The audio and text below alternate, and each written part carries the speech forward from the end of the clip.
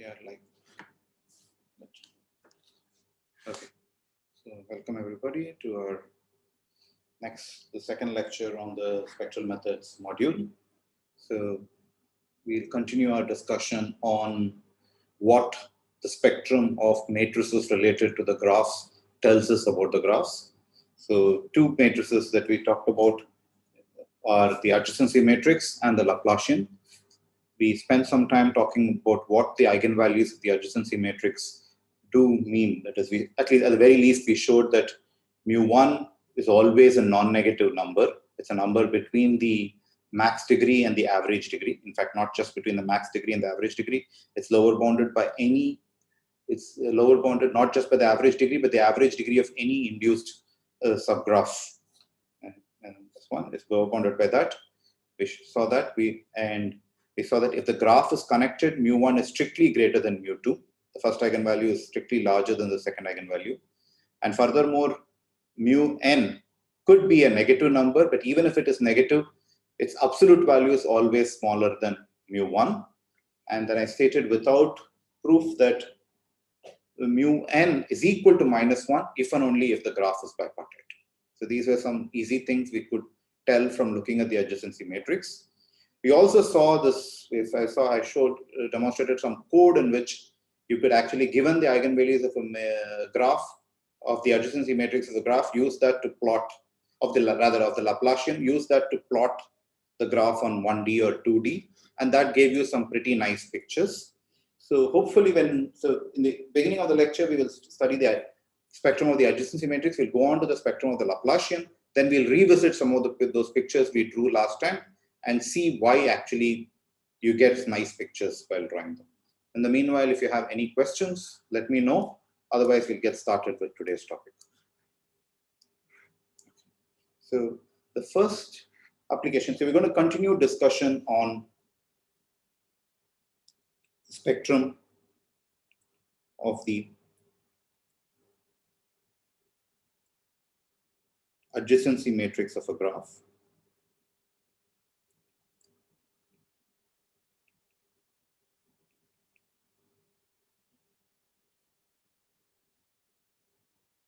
I'm going to continue talking about this. And we will see, what we will see today is an application. The first thing which we'll see is an application to graph coloring.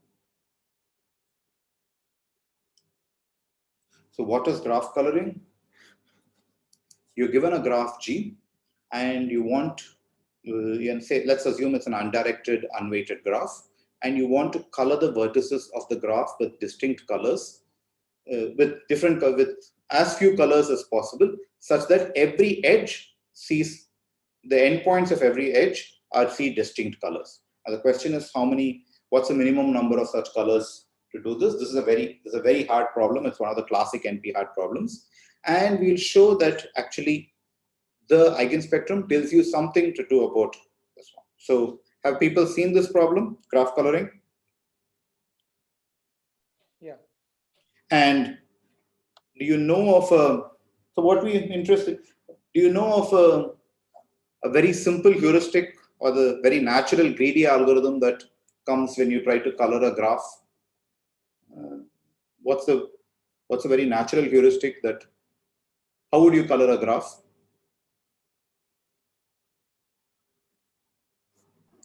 At every vertex, choose the color which is available. Choose the first color which is available, which is not used in the neighbors till now. Yeah. So okay. So this we'll do. There's a very natural greedy algorithm that is.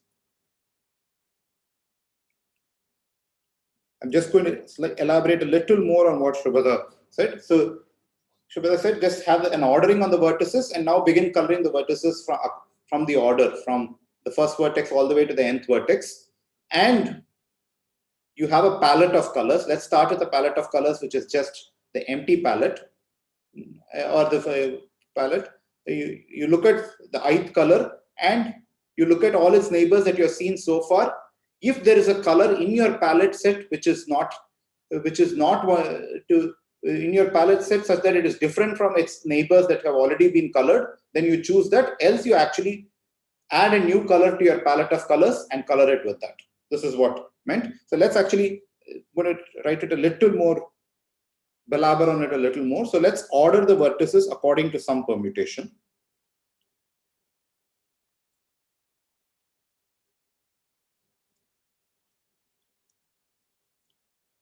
According to some permutation pi, to color each vertex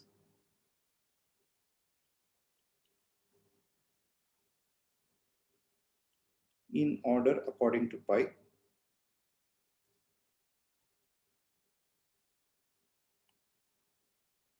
with a color different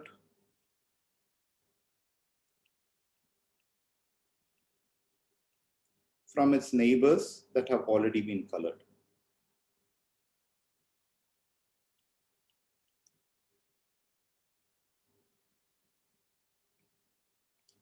Do people follow this algorithm?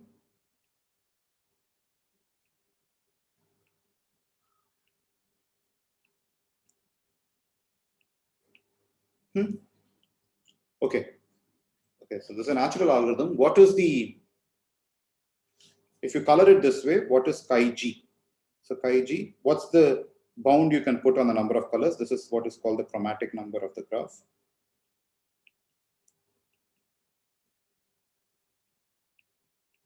What's a bound you can say using this?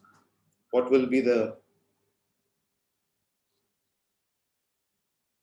this gives you some coloring. What's the worst coloring it can take? Will it take, can it, what is the maximum chi g can be if you color it according to this greedy algorithm?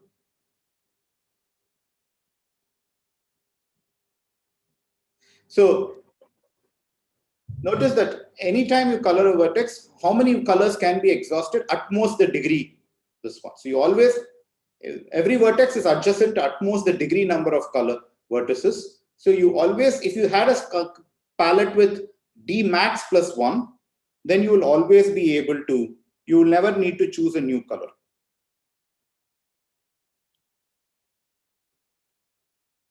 Is this okay?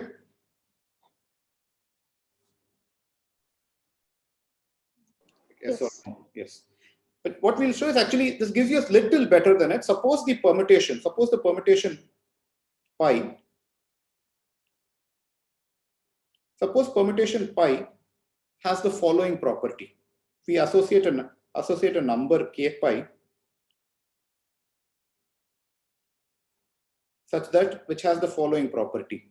K pi is the maximum. So what is happening over here? Let's just look at this. So the vertices, I'm putting it such that this is pi inverse of 1, pi inverse of 2. I'm writing down the vertices in order all the way in pi inverse of n in the, according to the permutation. And when you come to a particular vertex, say u, you look at all the edges that you have colored so far, look at their colors, find out how many colors are there, and give this a color different from that color. That's what's being done. So when you come to a particular vertex u, you look at all its previous vertices. You don't look at edges which are going in the edges from u to latter vertices. Only look at edges from u to previous vertices, and you look at how many colors have you exhausted among these guys, and you choose a color which is not one of these colors. So in particular, if you define k pi as following, it's the maximum over all u of the number of v belonging to neighbor of u such that pi v is less than pi u. Then clearly greedy chi g will always be less than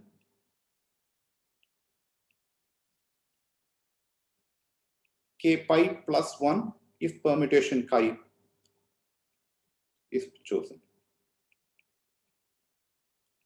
Is this clear? This is the same argument as before, except now I say you could, for every permutation, you can give it this number k pi, and we can show that this k, you can use this k pi instead of, you can use.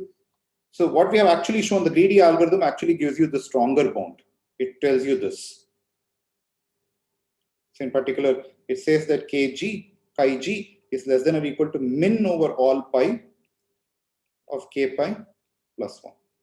So you could choose the permutation which has the least k pi, a permutation such that most of the, for most vertices, its edges actually come afterwards, not before it. This can't always happen, but you want to minimize this quantity. Okay? People with me so far? What we will show is actually, if you give me the largest eigenvector, if you give me the largest eigenvector, eigenvalue, you can actually try to reduce this a little more. We can actually use, we'll show, this one will show that there is a permutation pi such that k pi is less than or equal to mu1. And hence we'll have the following theorem, which is a strengthening of the previous fact that chi g is less than or equal to mu1 plus 1. And because this has to be an integer, because k pi has to be an integer always, you can always take the floor of mu1. This theorem is reducible.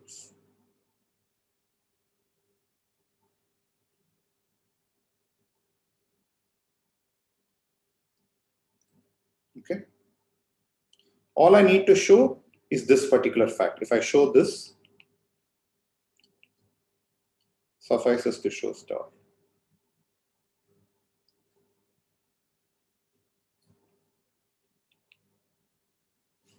So all I need to do is give me mu1, and I will give you an ordering such that this happens, that such that k pi is less than or equal to mu1. Now recall last time we had given a lower bound for mu1. We actually showed that mu1 is greater than or equal to, we showed that it was larger than the average degree, but we actually showed it's not just larger than the average degree, it's larger than the average degree of any induced subgraph.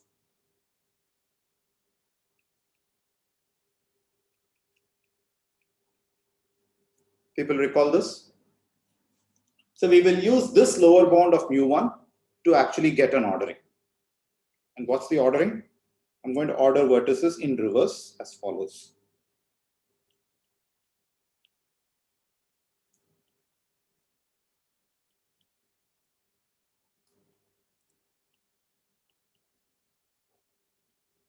So we know that mu1 is greater than or equal to D average. Therefore, that implies there exists a vertex V such that the degree of that vertex is less than or equal to mu1. So what we'll do is we'll make this vertex the last vertex. So in the ordering of vertices, I'm going to make this vertex the last vertex. So I'm going to create pi this way. Now for the remaining vertices,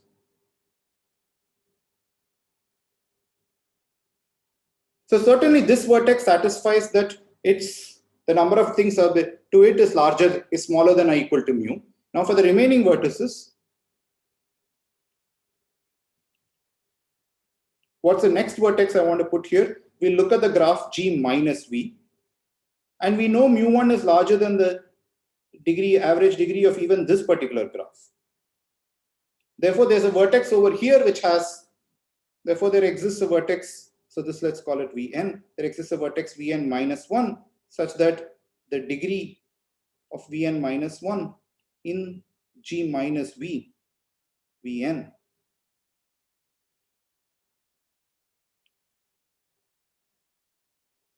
is smaller than mu1. So we'll put that as this vertex and we keep doing this. And that's how we build the permutation. And this will have the property, this pi satisfies k pi is less than or equal to mu1. Get on. So it gives you, so all I'm claiming is having the first eigenvalue gives you so there's the natural greedy algorithm tells you the chromatic number is at most D max plus 1. And you can do slightly better than that just by knowing that mu1 is the largest eigenvalue. Just that gives you a slight advantage over it. People with me? Okay. So this is an improvement over the max degree bound.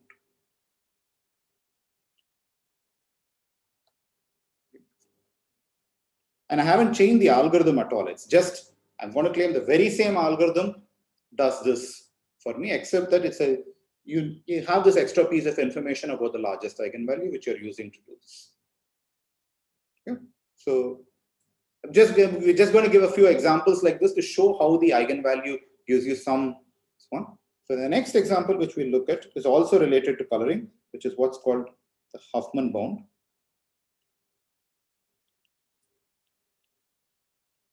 So the classic Huffman bound states something as follows. It states that it actually says if you know not just mu1, but if you know.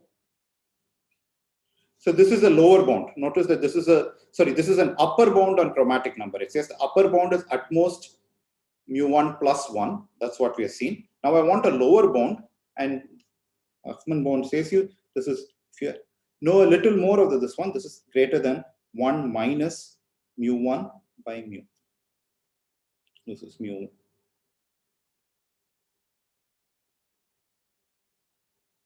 minus mu n by minus mu. This is what the Huffman bound says.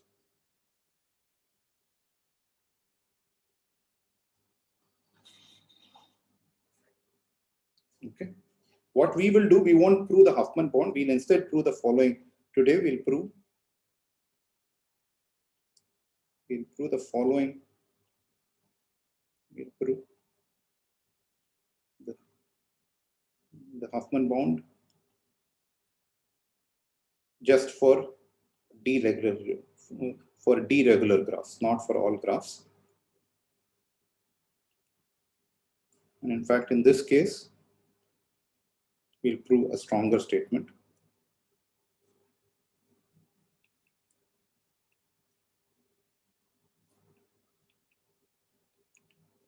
We'll show that not just the chromatic number, if you look at alpha n, alpha g, this is the fractional size of the largest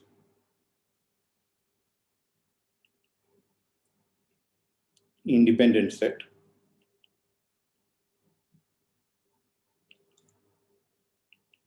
This quantity is always smaller than minus mu n by mu1 minus mu.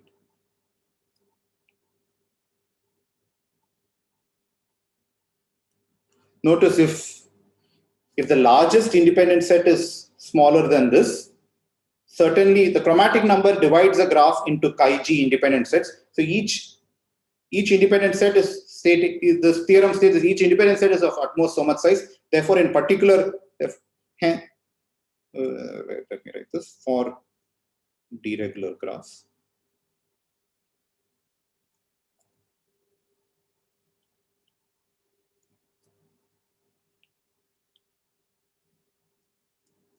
And an immediate corollary of this is the fact that chi-g is greater than or equal to mu1 minus mu n by mu.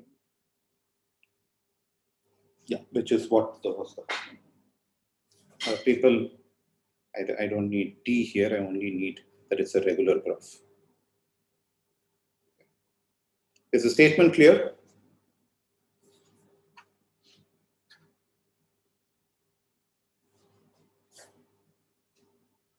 Any questions on the statement? So what we're going to show is you give me a graph and I have knowledge of its largest eigenvalue and its smallest eigenvalue. Just using these two pieces of information, I can put a bound on the largest independent set of the graph. Okay. People stop. Yeah. Prahladh, Yes. so Yes. what is meant by fractional size? Is it some ratio or? It's just a ratio. It is fractional. By this, I just mean the largest independent set size. Set size by n, by the number of vertices. I'm just looking at it as a fraction. So it should be obvious. So if you follow that definition, the corollary should be obvious. It says each fractional independent set. If you color a graph with k colors, each color part is itself an independent set because there are no edges between it. And this is stating that no independent set is of size larger than this number. So in particular, all the color parts form a partition of the entire set of vertices. Therefore, the number of color classes should be at least the reciprocal of this quantity, and that's how you get the other bound. So the second bound is a stronger bound than the former bound. This theorem is stronger than this theorem, but we will prove it only for d-regular graphs. Okay. Huffman's original theorem is true for any graph, but for today's lecture, just to demonstrate the utility of the eigenvalues, I'll just do it for regular graphs. Okay. So let's see a quick proof of this, and we'll use the eigenvalue. We'll use the eigenvalues, and we'll use, in fact, even the eigenvectors to actually do this. So say G is D. Say G is D regular. In this case, what can you say about mu1?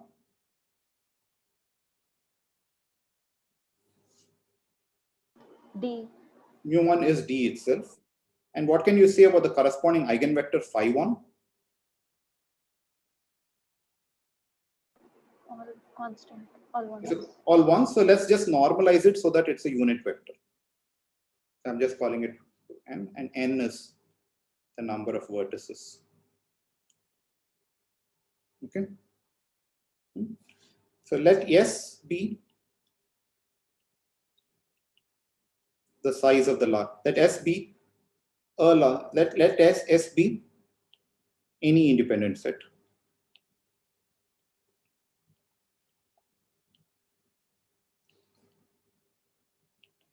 Say of largest size.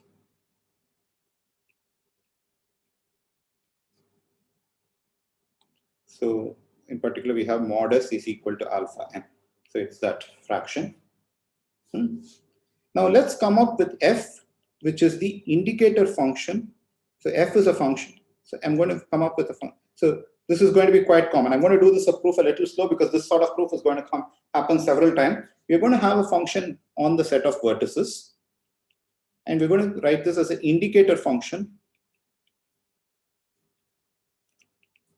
of the set yes. So in particular, f of any vertex v is just going to be 1 if v is in S or not. Okay. And we are going to view f as a vector in RV. And this viewpoint will be very useful for us. We're going to view it this way. And there are a couple of things you can say about this. Firstly, because of the spectral decomposition, we can write this guy as summation fi phi, where phi's are the orthonormal eigenvectors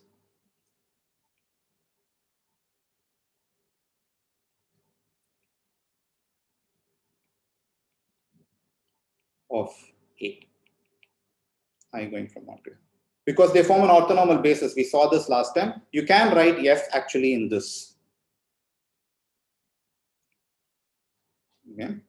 The other thing, because f is an independent set, what happens with this inner product, FAF?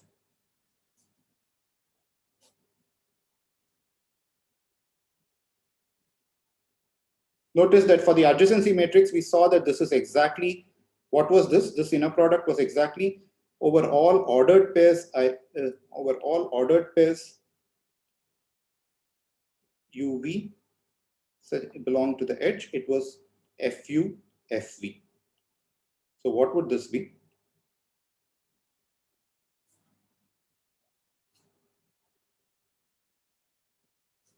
So what is this quadratic form which we discussed last time? Exactly, goes over every edge and looks at fu times fv on that edge. Now f is the indicator function of an independent set. So then what will this quadratic form be?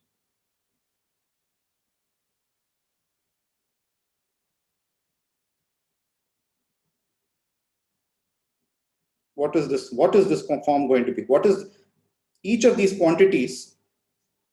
Because f is only going to take 1 or zeros. So basically f is going to take only 1 or zeros. Each of these quantities is either 1 or 0. Can it ever be 1? I have people with me, or have I lost you guys? Can it ever? For it to be one, both vertices would have to be connected by an edge, but this is independent, so there won't be any.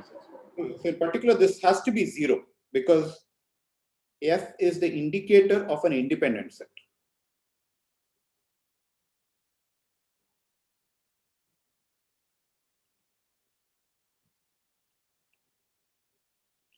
This in particular indicator of any set, all this is going to pick is the number of edges up to, it's going to pick an edge twice. This is going to pick the number of edges within the set, yes. Because yes is an independent set, this is going to pick the number 0.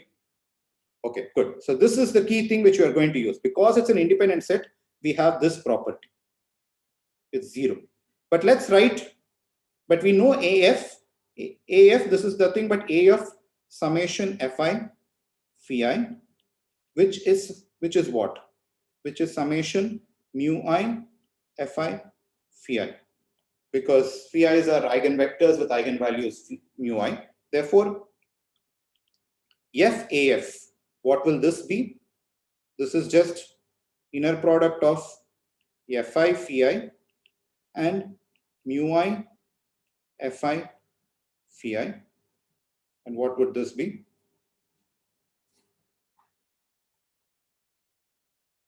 Note, remember that the phi's are orthonormal. So, in particular, this is going to be, this will be Fi mu j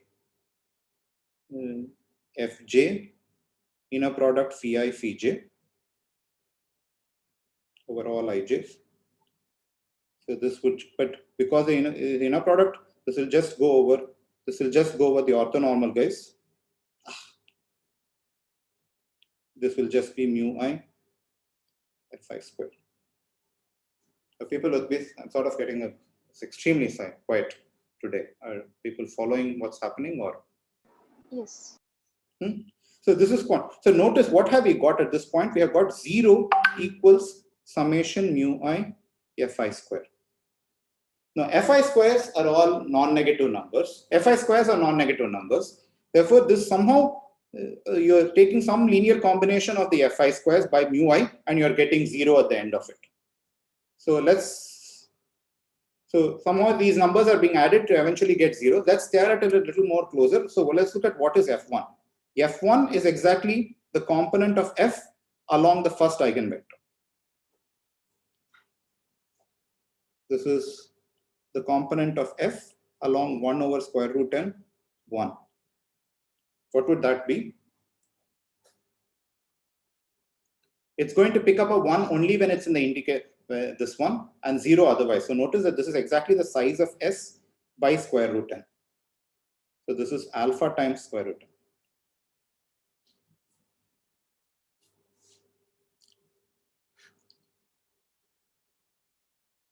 n. Okay. And what is FF?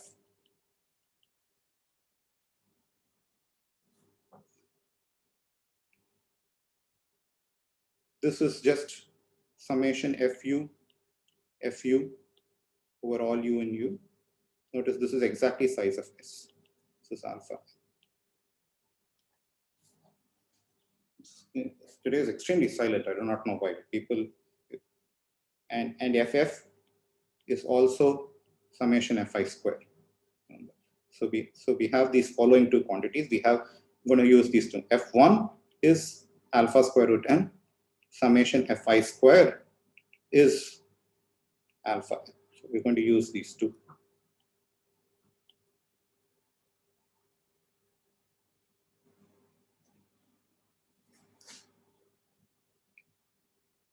So let's go back to what we had. We had that 0 equals summation mu I fi square. So let's write this down. This was mu1 f1 square plus I going from 2 to n mu I fi square. This mu1 f1 square, mu1 we already saw is alpha square n. Sorry, f1 square is alpha square n. This quantity, these are all the fi's, these are non-negative. The mu I, the largest among them is mu2. So I want to say this quantity is greater than or equal to mu2 times summation I going from 2 to n fi square. This is mu1 alpha square n plus mu2. This is summation fi square, I going from 1 to n, minus just f1 square. How did I mess that up? I messed it up. This is not mu2. It's not. I had to put the least among them. So that's mu n.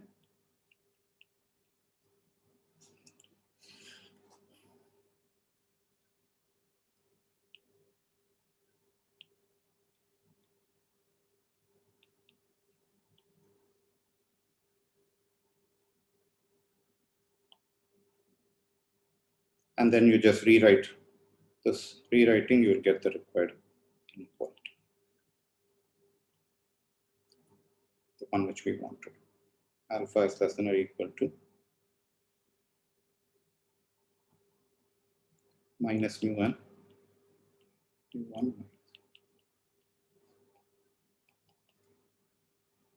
Are people with me on this proof? I did nothing in this proof. It's just we took the indicator set of the independent set F, we wrote it in the eigenbasis. We used the fact that F1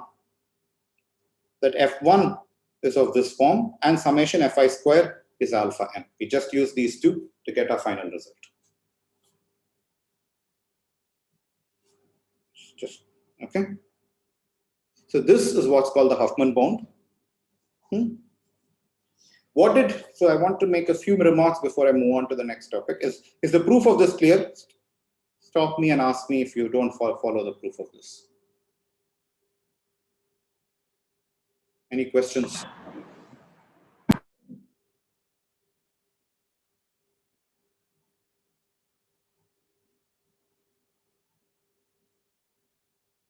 Okay, let's stare at this proof a little longer.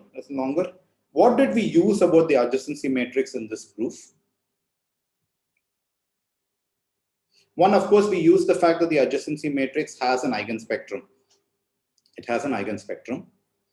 But the only thing we used, there were two things we used. Besides that, there were only two things about the adjacency matrix that was used in this proof. One is that the all ones was an eigenvector. That was used.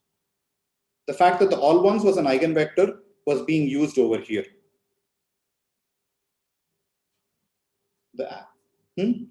And then one other place where we used the adjacency matrix was to come up. What did we use? We used the fact that for every non-edge, Aij has to be 0. This was the only. These are the only two properties of the adjacency matrix that we used.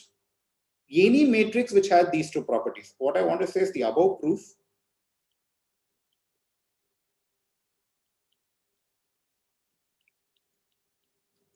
The above proof works if we replace the adjacency matrix A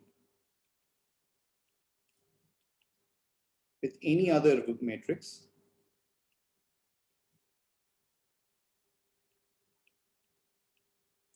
B such that B has the eigenvector 1 and Bij is 0 if Ij for every non-edge in the graph. B has to have real eigenvalues as well. Sorry, I didn't catch you. So now? B has to have real eigenvalues as well, And because we are using ordering of eigenvalues. and we want that and B has a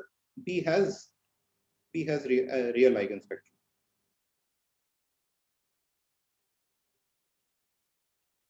In particular, the exact same proof which I showed will show that alpha G is less than or equal to the following quantity. The minimum over all B.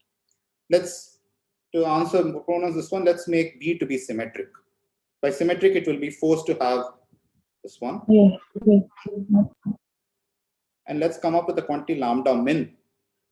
So it's lambda min by 1 minus lambda min. This is the minimum eigenvalue by the largest, this one, subject to the following conditions. What are the conditions? Bij is 0 if ij is not an edge. B of 1 is 1.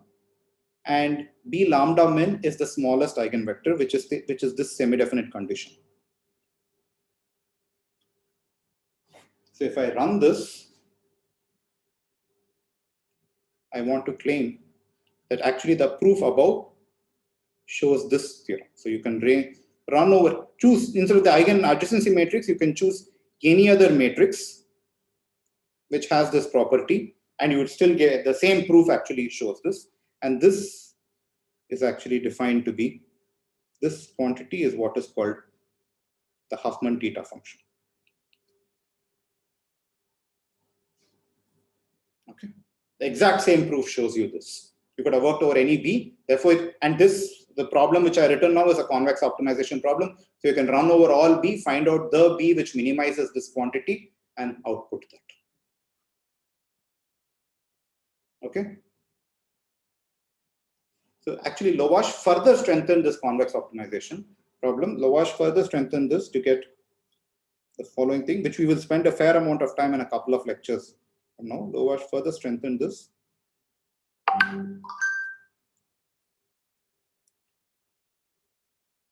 To show that the following function, alpha G, is not just less than this quantity, it's also less than this quantity, minimum over all lambda. Now I'm going on matrix C and lambda in R, conditioned to the fact that Cij is 0 for all ij which is a non-edge, and the adjacency matrix plus C is bounded by I. Lowash showed this is a further strengthening that Lowash demonstrated. This is what is called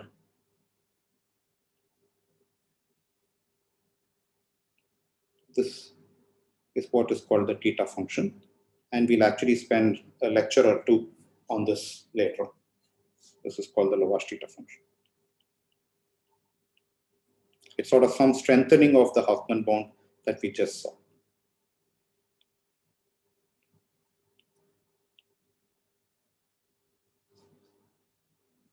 Okay. Any questions so far? So this will sort of end our discussion with the adjacency matrix and its spectrum. We'll move on to the Laplacian and its spectrum.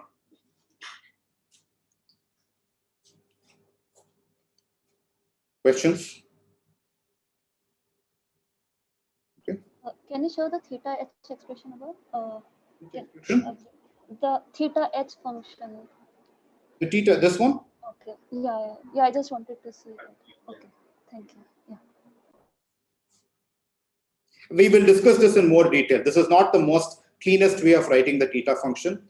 If you write the Huffman bound and come to the theta function, this happens to be the way. But we will see we'll in fact give 4 or 5 different definitions of the theta function, show that they are all equivalent and show that they all give upper bounds on the independent set of the graph. And we'll discuss this in detail in a couple of lectures from now. Okay. So now we will now go to the other matrix that we are talking about, the Laplacian matrix and its spectrum.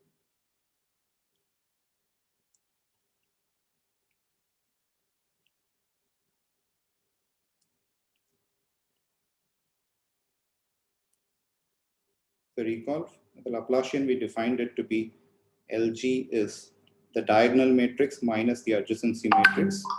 And one of the nice things about the Laplacian, we saw that the quadratic form associated with the Laplacian had this very nice form. It went over all edges, now unordered edges in the graph of xu minus xv whole square. And if it for a weighted graph, this would have just been weighted graph. You would just have this would have gone like this. We'll just scale each of these over all the way. Okay. So for a graph with non-negative weights, let's ignore, and this is just a general statement, for this graph, for this purpose of this lecture, we'll just assume an undirected, unweighted graph. We'll always work with undirected graphs, but we'll also let's work with unweighted graphs. But though everything that I say also works for weighted graphs. Right? LG is so the above quadratic LG is a positive semi-definite matrix, because this quadratic form is always non-negative and LG happened to be a symmetric matrix. It was self-adjoint under the inner product that we've cared for. Okay. Okay. So what we will do now is we will actually look at the eigenvalues. The remaining part of today's lecture will be studying the eigenvalues and the eigenvectors of the Laplacian and see if it has this one. The Laplacian, so what is the,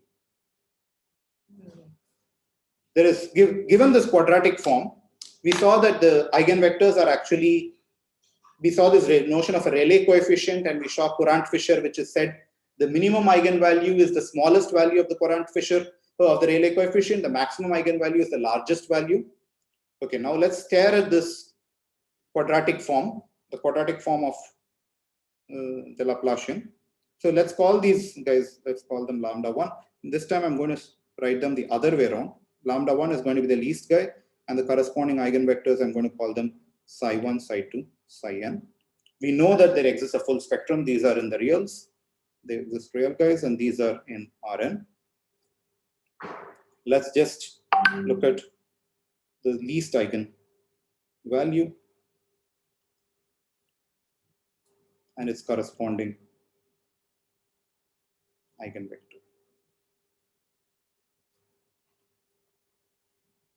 So lambda 1 is the minimum of x LGX XX. What we know that this has to be a non-negative quantity, because the Laplacian is always the quadratic form corresponding to Laplacian is non-negative. But what can this be? What is the minimum value it can take? So let's write this. This is once again it's a minimum over all x. So it's the minimum of this form. Xu minus xv whole square u e n h divided by summation xu whole square. What's the smallest this can happen as you range over all vectors x? 0 for regular graph. Huh? Can it be 0 for regular graph? Where is regular important here? Okay, why is it? Okay, let's focus on regular. Why is it 0? What is? Tell me one x for which it is 0. All ones. Yeah. So in particular, you are asking. We want to look at this quadratic form. You want to look at this quadratic form. The numerator and denominator both are always non-negative. We want to make it as small as possible. One way to make it as small as possible is to keep the xu. Whenever it's an edge, you want xu and xv to be the same quantity. So if x is the constant vector, if x was a constant function, then in fact this is 0, because the numerator is 0. Therefore, in fact, lambda 1 for the Laplacian is 0, and the corresponding eigenvector is the constant eigenvector.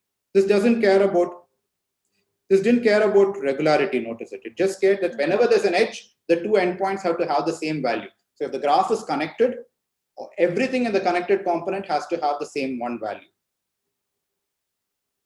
So in particular, phi1, 1 over square root n 1 is an eigenvector for this.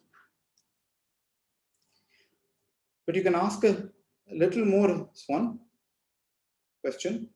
What are all the eigenvectors which have the eigenvalue 0? So suppose I give you an eigenvector which has the eigenvalue 0. That means this corresponding quadratic form is 0. What would that tell you? The same argument which I said just now should tell you something else.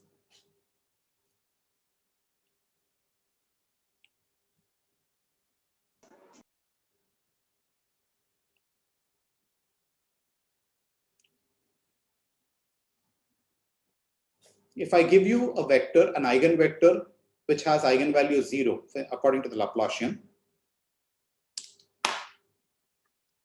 that means this number is 0. This sum is 0 for that eigenvector, for that vector. That means in particular, for every edge, you must have xu equals xv. That means within each connected component, the value of this eigenvector should be unchanged. So in particular, I want to say that if x is an eigenvector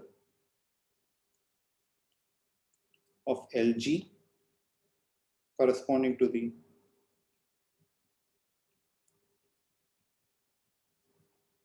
eigenvalue 0,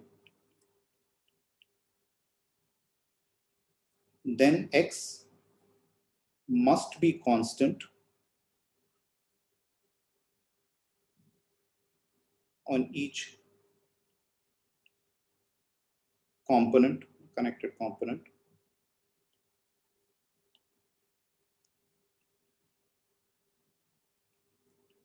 of G. Are people with me on this? Today is very quiet. Yes.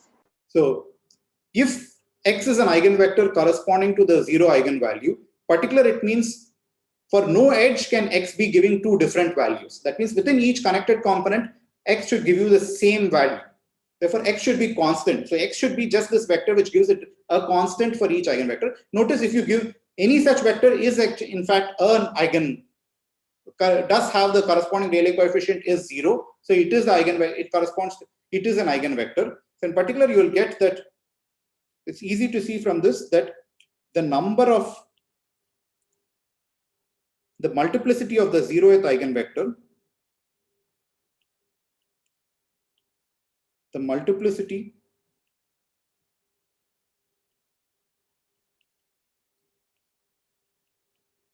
of 0 eigenvalue is exactly the number of components of G. If there's only one component, there can be only one eigenvector, which is this guy, which is constant on the entire graph. If there's more than one, then these will be, what will the dimension of the space? This will be exactly the number of components of G. In particular, this equal, and another way of stating is G is connected, then lambda 2 has to be greater than 0. If it's connected, the next eigenvalue has to be non-negative. It cannot be 0. If the next eigenvalue is also 0, then the graph has two components, at least two connected components, and hence the graph is not connected. And in fact, we will later on spend a fair amount of time. So lambda 2 will be a measure of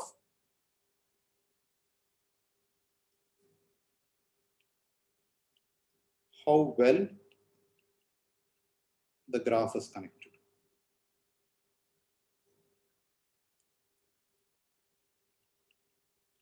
So lambda 2, what we've seen is lambda 2 is greater than 0, then the graph is connected. We'll see that the larger lambda 2 is, we will be able to show the graph is even better connected. We'll sort of show, we'll give a measure of connectivity of the graph and show that measure of connectivity. The larger that measure is, larger will be lambda 2.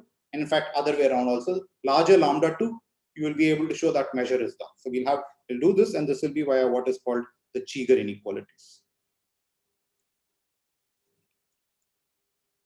we'll spend a lecture or so in a couple of lectures on this.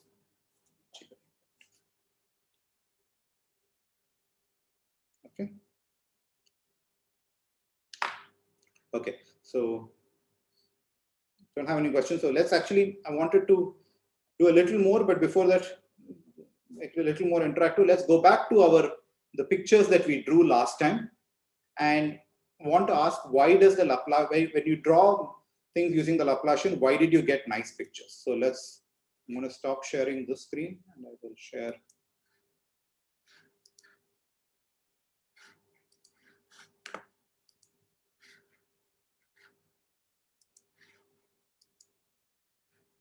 Do you see my screen?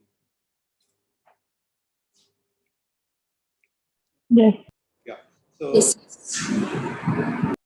for instance, we had drawn, let's take the path graph, say on.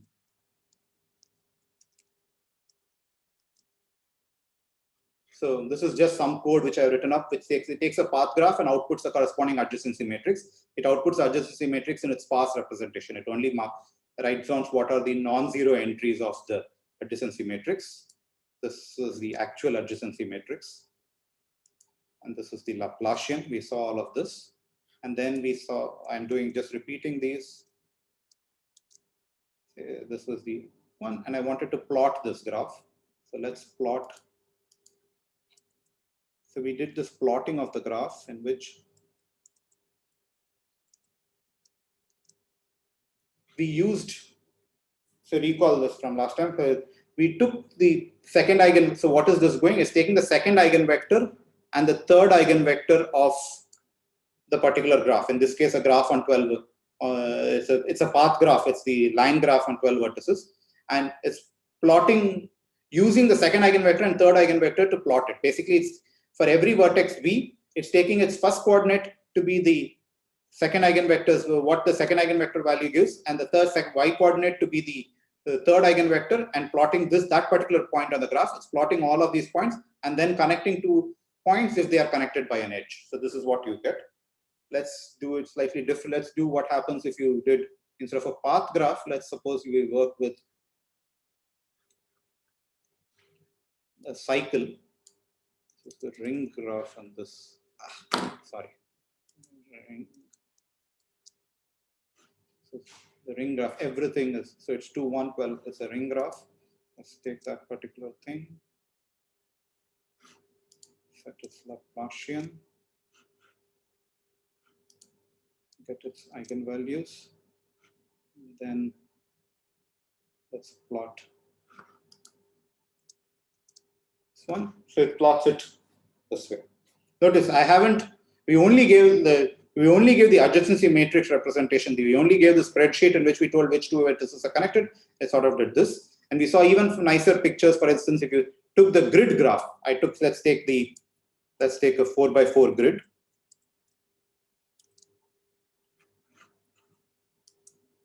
No, 4x4 grid, I wanted to just put to one second and third guy. And let's plot. So it plots, it takes a 4x4 grid, it plots this one. We saw these from last time. In fact, last time Shubhada had asked, suppose I didn't use the second and third eigenvector, but I instead used some larger eigenvectors. For example, let's do that for this particular case.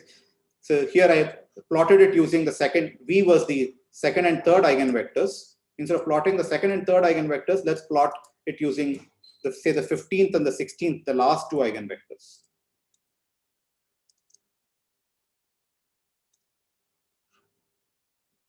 You get this picture. It's not the nice picture that we drew. This was actually, Shubhada asked this question and we didn't plot it, so I just wanted to show that you do this. You can do this even for the cycle. For example, the cycle also. Let's take the cycle again.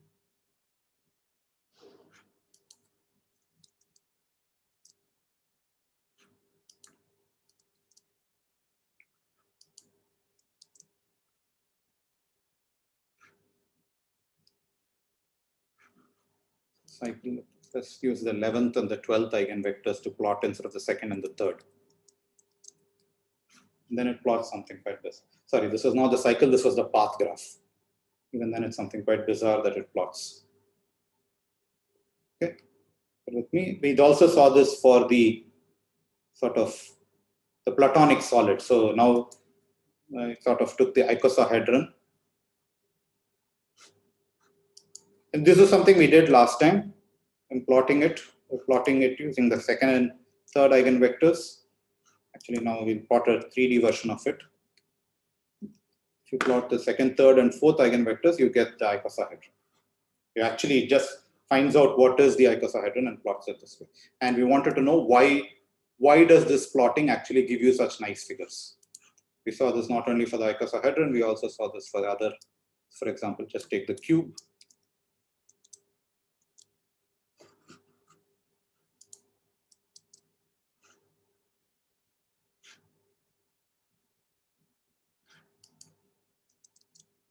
So cube, this is how I plotted the cube. Okay. Okay. So this is from last time. Let's go back to this one. What we'll try to understand is why is this plotting actually a nice plot?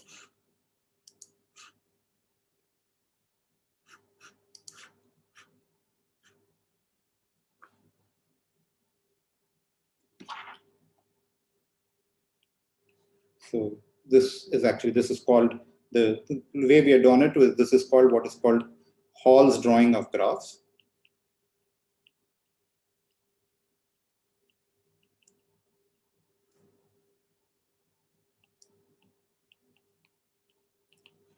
And I want to ask, why does it give you nice pictures? So let's actually, so far we plotted it in 2-dimensional and 3-dimensional and saw that we got some nice pictures for the path graph, for the grid graph, for the line graph, for these platonic solids, for all of them. Let's even ask for the 1-dimensional case. Let's suppose you're just plotting it in 1 dimension. 1-dimension drawing of graphs.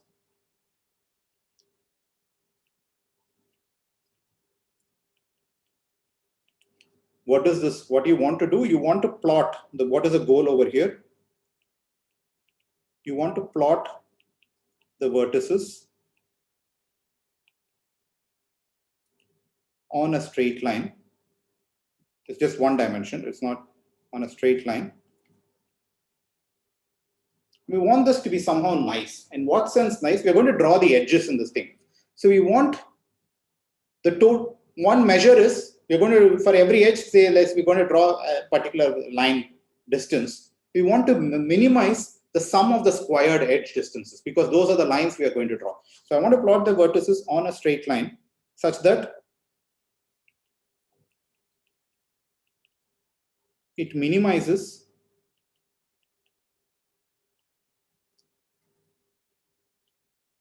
the sum of the squared edge distances.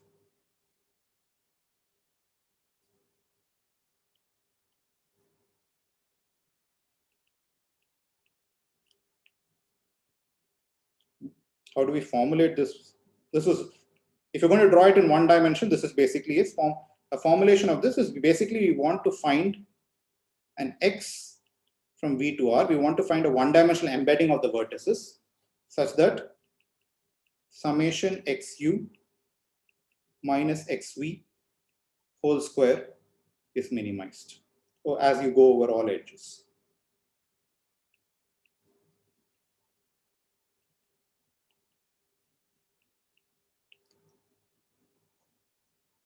What's the natural solution to minimize this?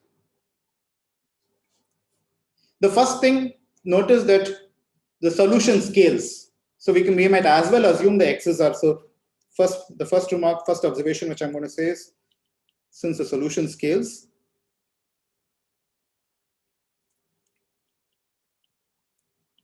assume x is normalized.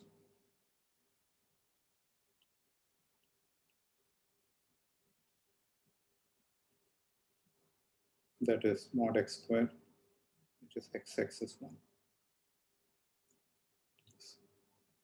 Then, once you're done that, what is the obvious solution to this? Prahladh, what do you mean solution scales?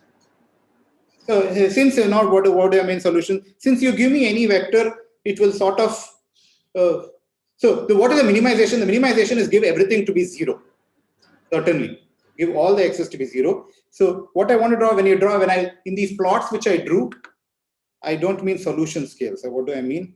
So these plots I drew, whether you scale them, the picture looks the same to you. It's just a scaling of the picture. So all I want to say, I don't want to say this one. I just want to say we can assume without loss of generality that we'll just assume that x's. That is, if you scale the x's, you're going to get the same picture, but a scaling of the picture. Therefore, I'm going to just assume that it's normalized. Therefore, I'm going to fix to one thing so that the summation of x square is 1. That's what I meant. Sorry. Okay. Now, even if we do that, so suppose there's one solution which puts all x's to be 0. That is eliminated because I've assumed the x is a normal way. X is a unit vector now. The other solution, the next solution is the Constant x. solution. X is constant. In fact, minimizes. And if you notice, this is a minimizes because this is exactly the first eigenvector of the Laplacian. What you're trying to minimize is now the first, is a small, get the vector which minimizes this quantity. That is the first eigenvector. But this is not very useful drawing because it puts all the points on the same picture, on the same point. So you don't see the edges at all. So not a nice picture. So this is very heuristic, I'm just saying, why does this drawing give you not a nice picture? Since all vertices are mapped to same point.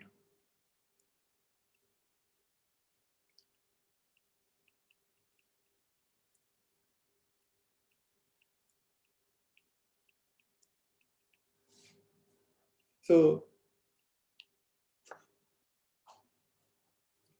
to get around this, so we'll get around this by assuming that, by putting this one, that x actually is orthogonal to the all ones vector. That is, x is orthogonal to the constant vector.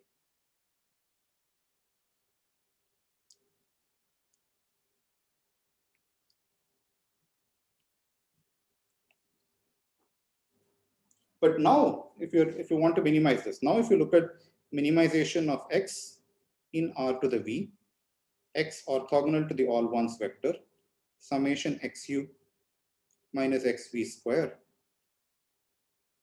uv in edge, and x is 1.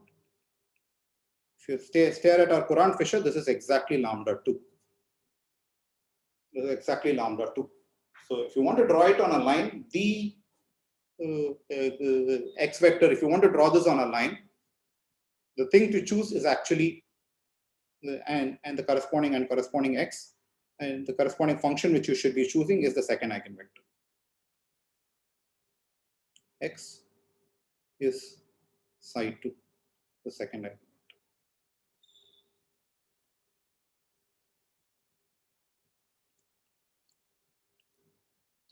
You can extend this the same thing to.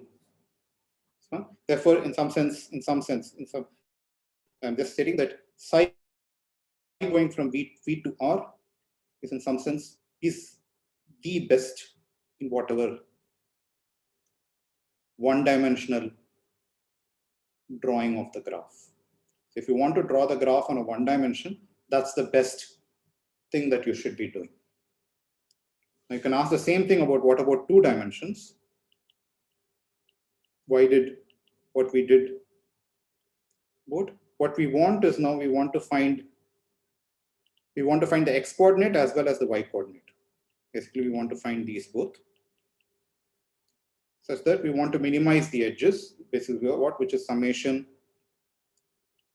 xu yu minus xv yv whole square between these 2 points. I want to find the distance. Overall edges. We want to minimize this.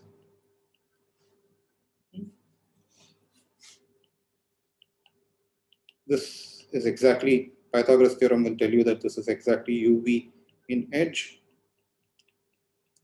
xu minus xv whole square plus yu minus yv whole square. So if you wanted to do this plotting, so once again, for the same reasons as before, we want to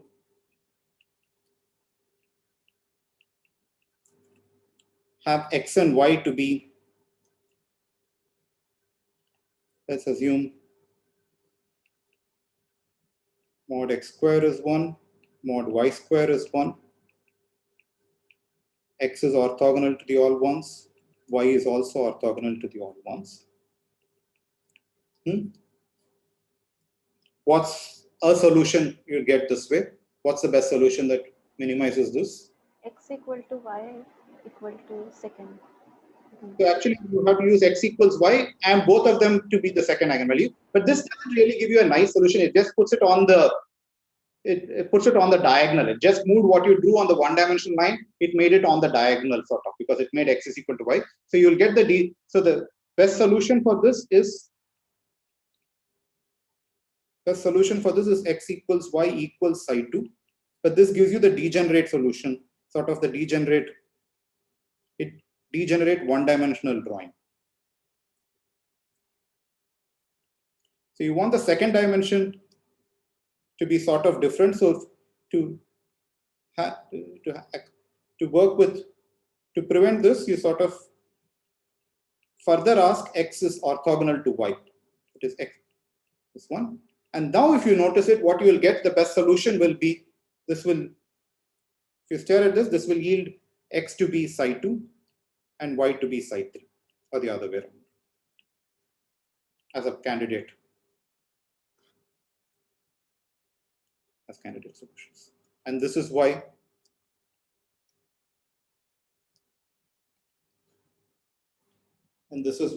those pictures came out. In fact, you can prove the following thing is an easy consequence of Courant-Fisher. So suppose x1, x2, xk is a k-dimensional drawing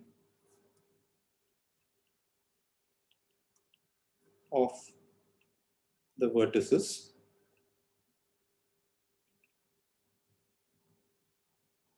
such that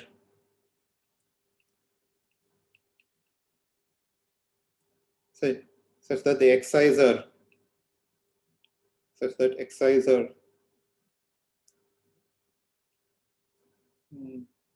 unit vectors.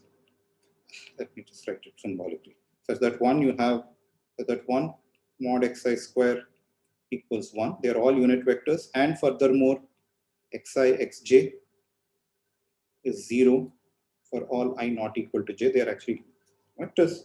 Then you can ask, this summation over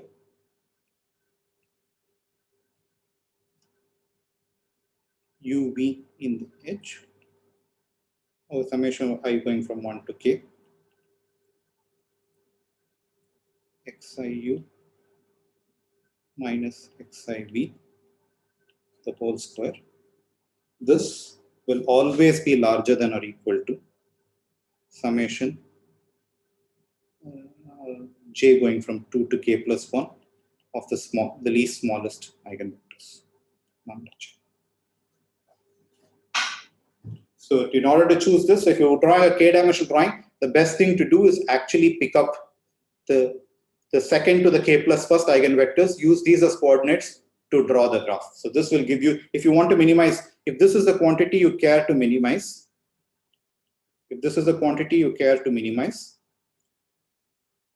then the ideal thing to do is actually this. And the proof of this is easy. Once you see Courant-Fisher, I won't prove this.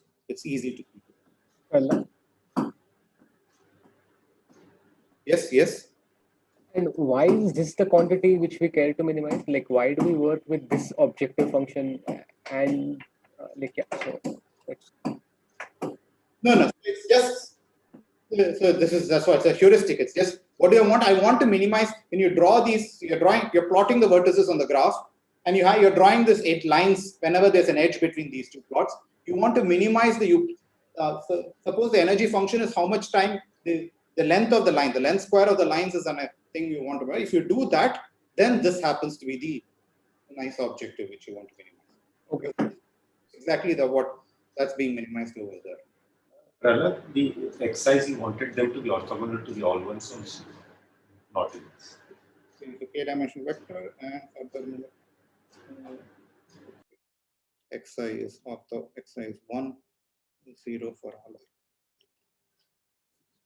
So you don't want them to be constant vectors, because that will basically make it a degenerate solution. Yeah.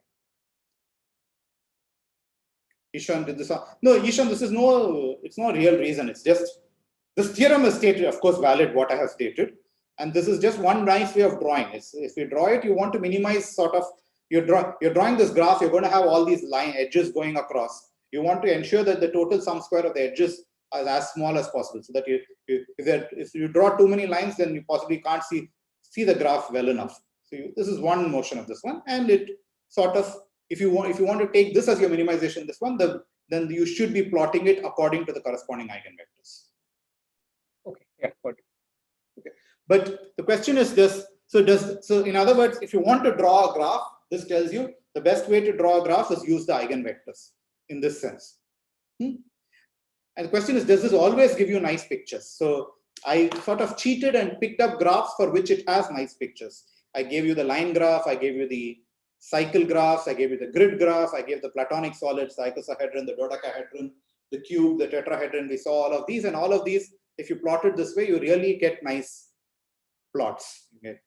But there are some graphs, and we'll see these later on. There are these graphs called expanders for which there is no drawing which will actually be a nice drawing. And that's because their eigenspectrum has a nice, some other properties. So there will be no way in which you can draw these graphs in a nice fashion. Any way you draw, there will be too many edges, lines that will be going back and forth. And we'll actually formalize this notion. That is, not all graphs have this. This is a method, and you can always minimize this, but not all the time will these graphs will have a nice picture. That is, there will be graphs for which there will be edges going all over the place, and you won't be able to view and see anything of the graph from there. And in fact, we'll show that there are some graphs like this which are called expander graphs. We'll see it in 3 to 4 lectures from now. Any drawing of them will actually will have too many edges that cuts it. There won't be any nice drawing, and we'll formalize this as there won't be any nice drawing when we come to talking about expanders. Okay, any questions so far? So this should explain, at least for some few of these graphs, why did the pictures we drew last time and this time actually gave you nice pictures. It's because of this property of the Laplacian and its eigenspectrum. Any other questions? So I have another little amount of time. So what we will do is, I wanted to start Cheeger. I don't have time to start off Cheeger. So what we will do is, just to get our hands a little dirty, let's look at some toy graphs, like the complete graph, the ring graph, the line graph, and find out how its eigenvectors look like. Let's actually explicitly write down the eigenvectors of these graphs. We have about 10 minutes. I'll do this instead of starting Cheeger. So let's look at spectra of some common, for some toy examples.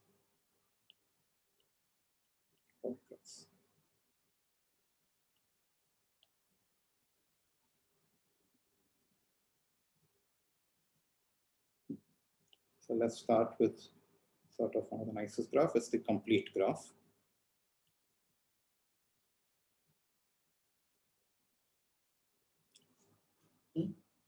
So complete graph is, so what is so it's Aij. Aij. So that's always Aij is 1 if I not equal to j and 0 otherwise. This is the complete graph. It's complete graph on n vertices, kn, so Akn. So Lkn is, so Lkn, the Laplacian for this is the following graph, Lkn of Ij. So what is it if I not equal to j? And what is it if I equals j? What is it if I not equal to j?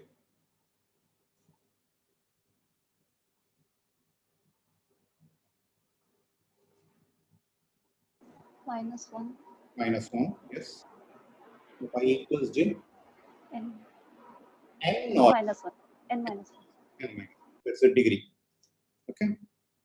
So as always, you look at the spectrum of the Laplacian, we always know the all ones is this one. So LK, in particular, LKN of all ones is 0. It's a 0 eigenvector. Therefore, this we always knew. Lambda 1 is always 0, and the corresponding eigenvector psi 1 is 1 normalized. Okay. So this is something which is not true for just the complete graph. It's true for any graph. This is the smallest eigenvector. And because it's a connected graph, all the other eigenvalues are actually larger than 0. So let's take any x. So let's take any phi which is orthonormal to all ones. Let's actually look at what LKN of phi is. So what is this at the vector v? At the vertex v?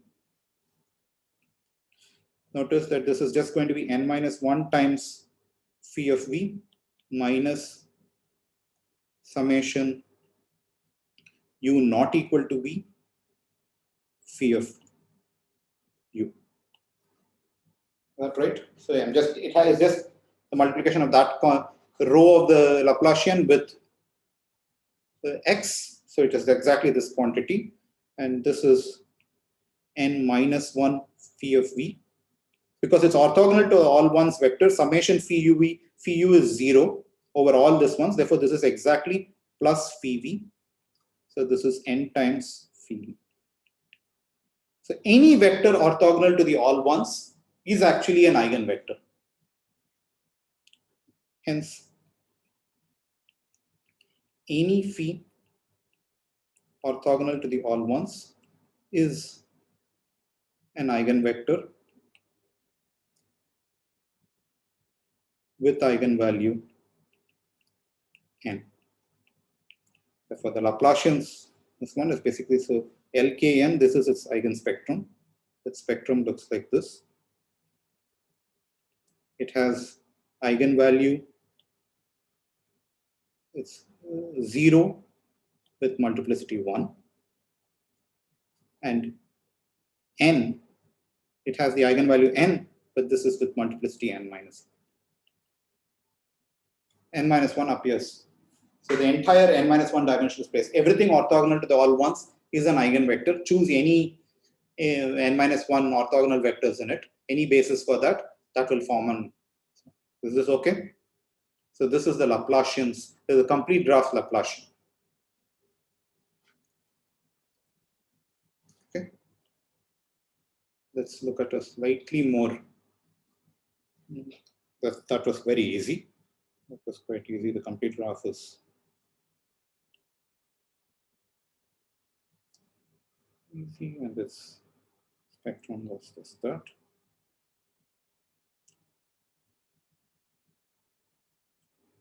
Let's look at the second example, which we'll move to, is the cycle graph. The cycle Cn, which is sometimes, I do not know in the spectral graph community, this is called the ring graph. I don't know why. The rest of this one always call it a cycle. I don't know why they call it a ring graph. So if you look at the codes, the code which I pulled up, they don't call it cycle n, they call it a ring graph n. Okay. So once again, what is this? So A of Cn of ij is 1 if I is equal to, if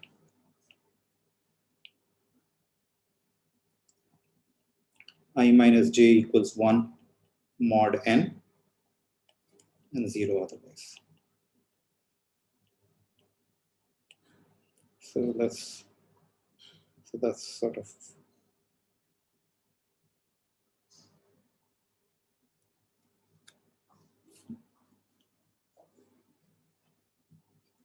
what I want to come up. So as before, always the all ones vector is an eigenvector corresponding to the eigenvalue 0 for the Laplacian. So we'll either come up with the Laplacian's eigenvectors or the adjacency matrix. For regular graphs, we can go from one to the other very easily. So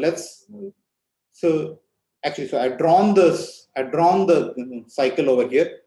The very way, so let's, I'm going to tell it a little more. I've drawn it such that, so let me draw it in a slightly nicer fashion. Then,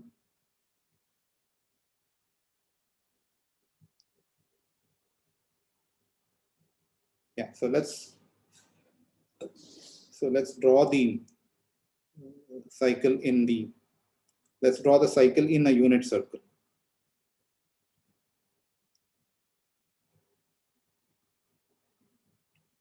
So those are the, that's 0, 1, 2, 3, 4, and 5. If you stare at this, already you should see a couple of eigenvectors. If you stare at this picture, already some eigenvectors, at least the adjacency matrix, should sort of stare at you. Do you see any eigenvectors of the adjacency matrix over here?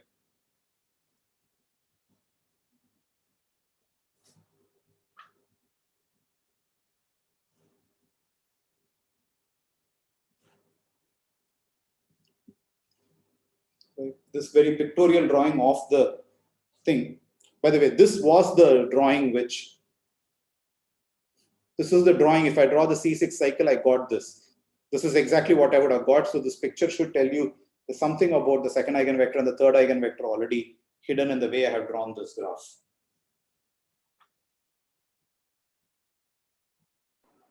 Cos 2 pi theta. So cos 2 pi. So I'm going to say it in a slightly this one. So let's look at, let's associate with each of vectors. Let's associate these vectors. What should I call it? I'll call it vectors. I've used U, V, W. No, I have used, so I can vectors U0, U1, Un.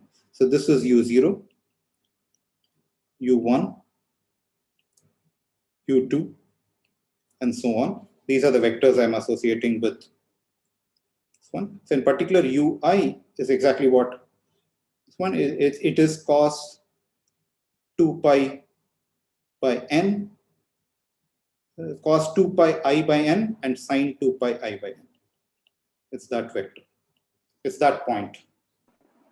This would be for Laplacian though, right? So notice, so for a regular graph, whether you're doing it for the Laplacian or whether you're doing for the adjacency matrix, notice that anything that's an eigenvector for the Laplacian will also be an eigenvector for the adjacency matrix, because for regular graph, this is just these two are just differ by an additive. These two differ by just the additive times the degree, constant degree, and I for the vector for the matrix I, everything is an eigenvector. Therefore, if you find for the eigenvectors for one of them for a regular graph, you can find the eigenvectors for the other ones also. For regular graphs, this can be done. This is no longer true once you go to non-regular graphs. All I'm claiming is, because this is just this note, that Lg is equal to d times I minus Ag. Therefore, if Ag of psi is lambda psi, then Lg of psi will be d minus lambda psi.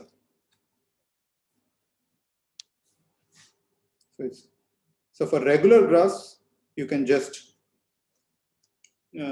find out whichever is the easier one to find out. We'll find that guy and then get the others from this. Okay. Now, what do you notice here? You'll notice that for any vector ui minus 1 plus ui plus 1, if you look at these two vectors, notice just by picture you can see that this is actually going to be some multiple of ui. These two vectors, if you take any two adjacent vectors, say u4 and u0, these two guys, then you're going to get their sum is going to be this.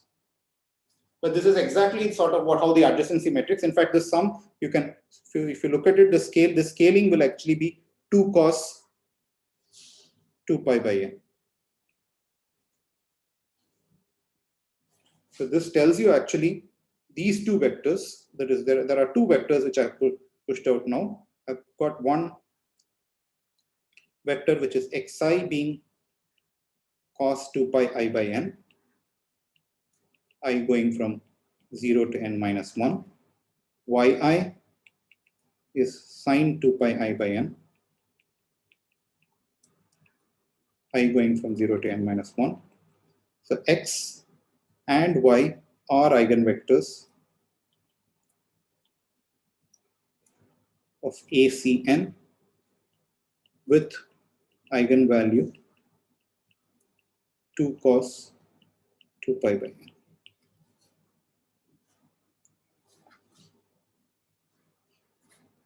And actually you can generalize this. You can generalize this. xki is cos 2 pi ki by n, and yki is sine by n. Once again,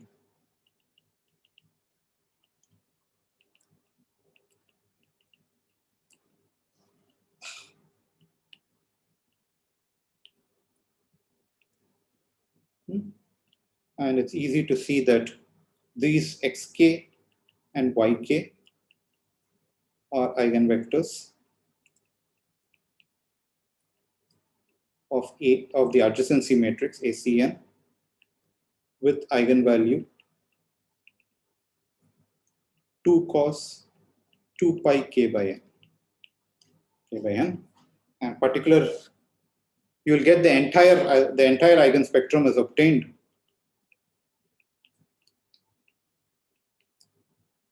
by going from 1 less than or equal to k less than or equal to n by 2. If you range k going from that, you'll get all the n eigenspectrum. This is how you'll get the eigenspectrum of this cycle as well as this one. We will see there's another way of actually obtaining this. When we talk about the eigenspectrum of Cayley graphs, we will see that possibly in the next lecture. We'll talk about a special kind of graphs which are called Cayley graphs. And for Cayley graphs, it will be very easy to obtain the eigenvectors. And the cycle is one example of a Cayley graph. Okay, so this is not something which I wanted to do, just some toy examples of eigenvectors or some nice graphs. And next lecture, we will possibly do Cheeger's inequality. We'll start Cheeger's inequalities. Any questions? By the way, the third problem set will be out by the end of the day. It will be due in 2 weeks. Any questions? How did we conclude about this xk and yk from two-dimensional figure? Like yeah, I mean, I can see that the eigenvalue will be 2 cos 2 pi k by n because we are again rotating on that. But in general, we would need higher dimensional pictures for seeing these eigenvectors, right? No. So the picture wise is the same it's the same sort of picture, that is for each vector now. So previously, so the picture, I don't know, the picture, I don't know. The picture was just an intuitive way of sort of thing that we already done. So what am I doing over here? I previously gave these as this was how I got x1, y1. These were the eigenvectors. Yeah. But now I could do this. I could give Alternate. this, no. When I say k equals 2, that means the first, I'm giving you this as the eigenvector for the first vector, then this, and then back to this. When you're shifting by 2 pi k. These also satisfy the same properties. Yeah, okay. Then you shift by 3 pi n, I'm going to give you this guy, this guy, back and forth again. So those will also satisfy. So it's just, you're just giving vectors which are sort of nicely symmetrically situated around the origin. All of these are doing this. All of this actually, once you see Cayley graphs, this will become evident why such a thing happens. This nice symmetries of the cycle is what is giving you these things. And when we see Cayley graphs, it will be evident why you can just get all of them in one single shot. Okay. So this picture itself actually gives you all the different eigenvectors. You will get enough of them this way, and then you realize that all of them actually are orthogonal. Therefore, you have got the entire eigenspectrum. Okay. Any other questions?